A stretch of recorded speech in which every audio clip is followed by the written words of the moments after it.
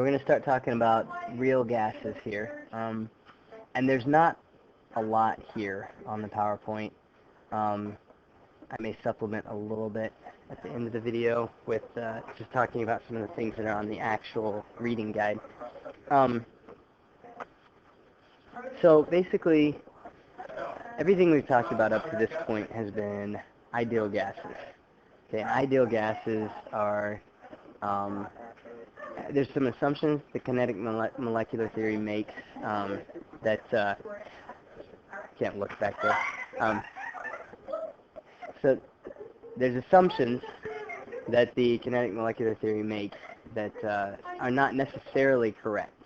One of those assumptions is that gas particles don't have any attraction for each other whatsoever. And the other major one is that gas particles have no volume.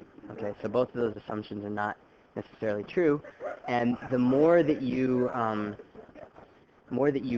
put that gas into a small area, then the more it's going to act like a real gas, not an ideal gas. Okay, so you've got to just kind of watch out for that, because then PV equals nRT and some of those other ideal gas equations start to not work once you're at higher pressures or lower temperatures. Okay, so at high temperature and low pressure, and relatively means like room temperature is high temperature. Low pressure would mean, you know, atmospheric pressure and below. And you may not exactly understand this graph. Basically, it's just showing for 1 mole of gas at according to the ideal gas law, for 1 mole of gas, PV over RT should be equal to 1, right? Because if you have 1 mole of gas, PV over RT equals N. So if we have 1 mole of gas, then it should equal 1, okay? And what it's showing is the deviations away from that at certain conditions. Now, you might notice that some of these gases do deviate a little bit even at lower pressures, okay? For example, the CO2 deviates quite a bit. But what they really want you to focus on is at higher pressures, these big deviations away from the ideal.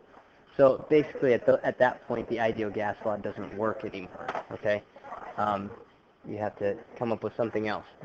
And fortunately for you, the AP exam does not require you to be able to solve a mathematical equation related to real gases.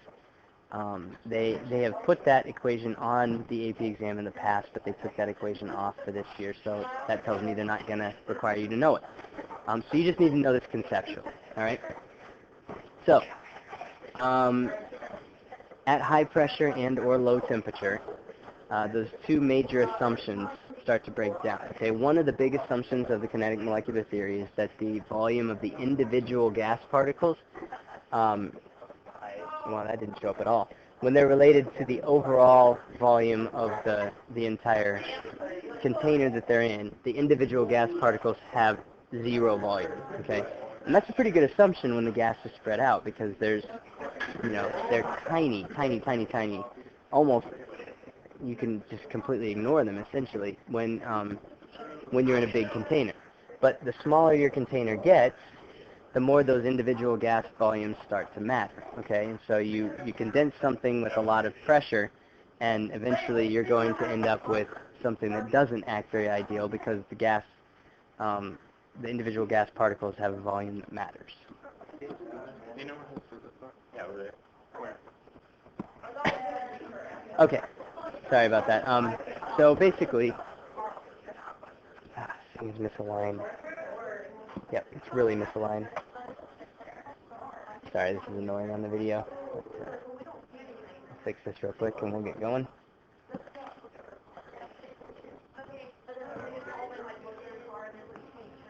Okay, here we go.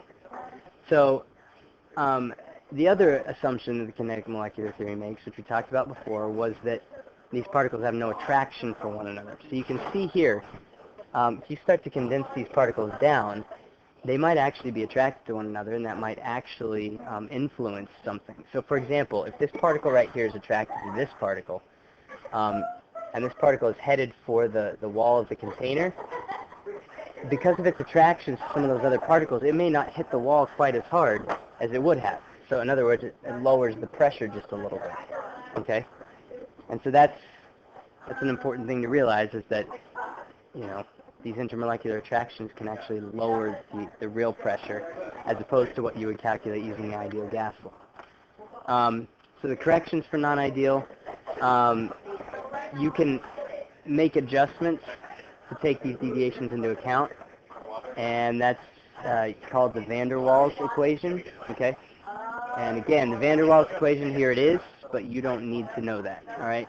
But basically, this whole term right here, you can add it to the pressure, and that will correct for the fact that the pressure is lower with a real gas than it would be with an ideal gas. And then you can use this NB number here to correct for the volume. Okay? And so basically it's just PV equals nRT, but you have to correct for the pressure, correct for the volume.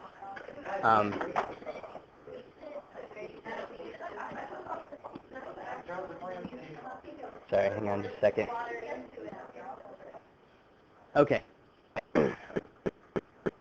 So that's pretty much it for the slideshow, so I guess I can turn this off. But again, you don't need to know that equation. That's not on your equation sheet, so I wouldn't worry about doing any calculations with that. I didn't assign you any homework problems that had calculations on that, and it won't be on my test. The other thing I did want to show you here is, if we go to the 10.9, oops, sorry, that's the wrong year. 10.9 reading guide. Down towards the bottom here, there's some distinctions on the AP course description that I want to point out. Number one, I talked about two things that cause the deviation from ideal behavior. One is that the particles themselves would have more volume, and the other one is the intermolecular attractions between the particles. It seems like they're emphasizing, for some reason on the AP curriculum, the intermolecular attractions, which those will be more important when you don't have a really high pressure, okay? Because when you don't have a high pressure, when the gas particles are really spread out, the volumes of the particles themselves really don't matter in terms of your calculation.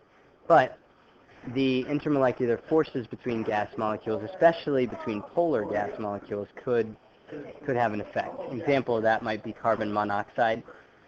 So carbon monoxide, it's still a gas at room temperature, but those particles, or those gas molecules are polar, okay? And so that means they're attracted to one another.